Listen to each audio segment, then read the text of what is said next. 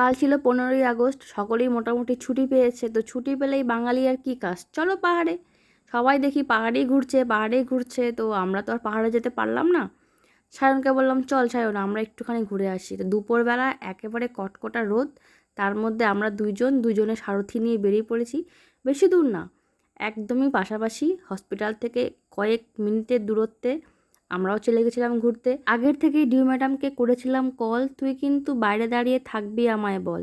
এবার আমরা হলাম 3জন, চলে গেছি আমাদের জলপাইগুড়ির one of the emotional point, মানে হচ্ছে রাজবাড়ি।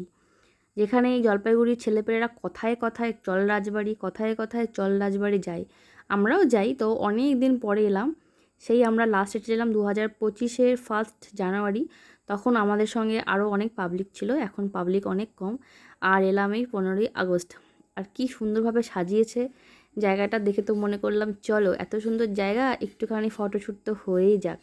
গিয়ে দেখছি ছুরি থেকে বুড়ি প্রায় সকলে এসছে। ও মা, ওই দেখো একটা ছাগলও এসছে। এই রাজবাড়ি এলে না মনটা শান্ত হয়ে যায়। এখানে একটা ফ্রেশ হাওয়া আছে, আর এত বাইরে রোদ, আর এই শান্ত হাওয়াটা এত আরাম দিচ্ছিল। আর এই পুকুরে ছেলেপেলেগুলো মজা করে এত স্নান করছিল, প্রায় অনেকক্ষণ ধরে আমরা দাঁড়িয়ে দাঁড়িয়ে স্নান দেখছিলাম।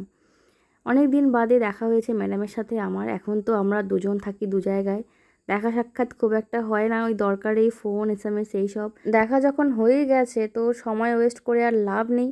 দুজন মিলে জমানো সমস্ত কথা বলতে শুরু করে দিয়েছিলাম।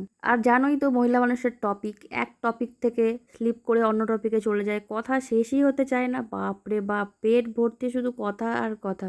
এসেছি যখন রাজবাড়ি, ফটো কি আর না তুলি? রাজবাড়ি দিঘির কালো জল, হরেক রকম ফুল, হাঁটুর নিচে দুলছে মেয়ের গোছা ভরা চুল। অনেক ফটো অনেক ভিডিও করা শেষ, চলো এবার ফটাফট এখান থেকে কাটিং খাওয়া যাক। আর যাওয়ার সময় যদি ফুচকাই না খাই তবে আর কি খাই? এই বাটি হাতে নিলেই আমার শুধু একটা কথাই মনে পড়ে, আল্লাহ কি নাম পে দে দে কুছ, দে দে ভাই দে দে মুঝে এক ফুচকা দে দে। এতক্ষণ ধরে দাঁড়িয়ে ভিক্ষা চাইছি দেখে ফুচকাওয়ালা আমার প্রতি দয়া দেখিয়ে একটা ফুচকা দিয়ে দিল।